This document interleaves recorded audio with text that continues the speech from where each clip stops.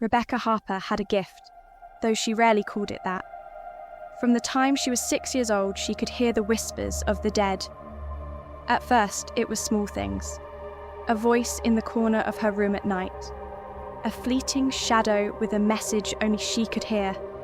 But as she grew older, her talent sharpened, honed like a blade, and she learned that people would pay extraordinary sums for just one last word from the other side. And pay they did. By her early 30s, Rebecca had become the medium of choice for America's wealthiest elite. From sprawling estates to hidden mansions, Rebecca's clientele consisted of oil magnates, tech moguls, and reclusive billionaires. They came to her not for solace, but for something much more transactional: key phrases for lost fortunes, secrets about long-buried scandals, or advice from dead tycoons on navigating a ruthless business world. Rebecca never judged. The dead spoke, and she delivered. She was the real deal, her hourly rate proof enough.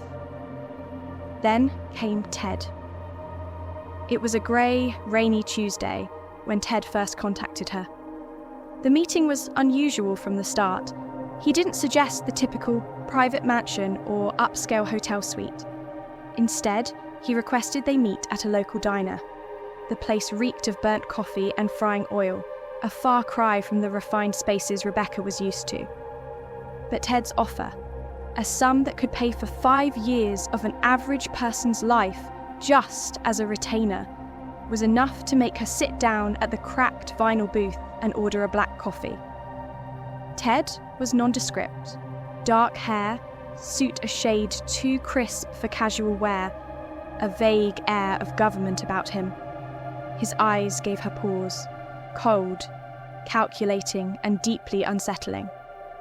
"I was referred to you by someone with considerable authority," he began, his voice low and steady. Rebecca didn't ask who. She didn't want to know. "I can help with any connection you need," she said simply. Ted slid an envelope across the table, and Rebecca's heart skipped. The stack of cash inside wasn't just a promise, it was a warning. She should have walked away, but her pride and greed kept her rooted. "This case is sensitive," Ted continued. "It's not your typical request, but I've been assured you're capable." Rebecca nodded, though the pit in her stomach churned. They shook hands, and Ted's cold, dry palm lingered a beat too long. As she left the diner, Rebecca felt a gnawing certainty.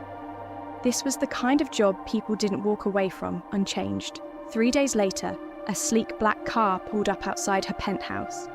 The driver, silent as stone, motioned for her to get in. The drive took her miles out of the city, to an unmarked military base. Barbed wire lined the perimeter, and armed guards patrolled the gates. Rebecca's apprehension deepened as she was led into a sterile, windowless room. Ted was waiting for her, accompanied by another man, a grizzled figure with sharp features, who introduced himself as Frank.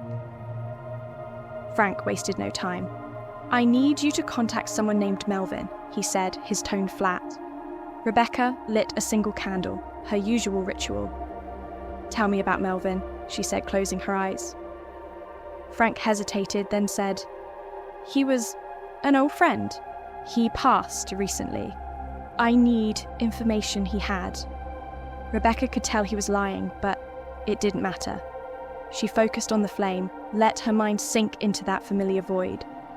The air in the room grew heavy, pressing against her chest like a lead blanket. She reached out, calling for Melvin. At first, the connection was faint, like trying to hear a whisper through static. But then, it came. A presence, vast and cold, unlike anything she'd encountered before. It was Melvin, but he was not human. "Melvin," she said, her voice trembling. "Someone here needs your help. Can you speak to us?" The response was a guttural howl, a sound that scraped against her mind, like claws on glass. Her head throbbed, and the candle's flame flickered violently. Frank leaned forward, his voice urgent. "Ask him about his planet. We need the location." Rebecca hesitated. Melvin, where are you from? The entity's reply came in bursts of chaotic images, an endless void of stars, a planet wreathed in swirling blue-green light. The name exploded in her mind, a scream that left her ears ringing. Altair 4, she gasped. It's Altair 4! The connection severed abruptly, and Rebecca slumped forward, gasping for breath. Sweat poured down her face, and her hands shook as she extinguished the candle. Frank and Ted were scribbling notes furiously, their expressions unreadable. You've done well, Frank said, sliding a second envelope across the table. Rebecca barely managed a nod.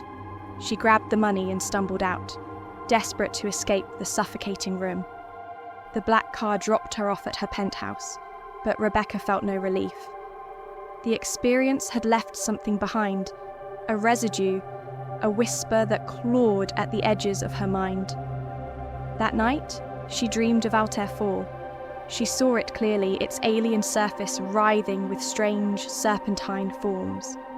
She heard Melvin's voice, no longer human, crying out for help, warning her to stay away, to stop them. When she woke, her nose was bleeding, and her hands were covered in a fine silver dust that shimmered under the light.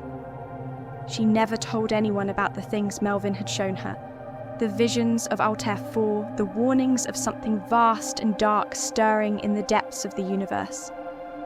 But Rebecca knew one thing for certain.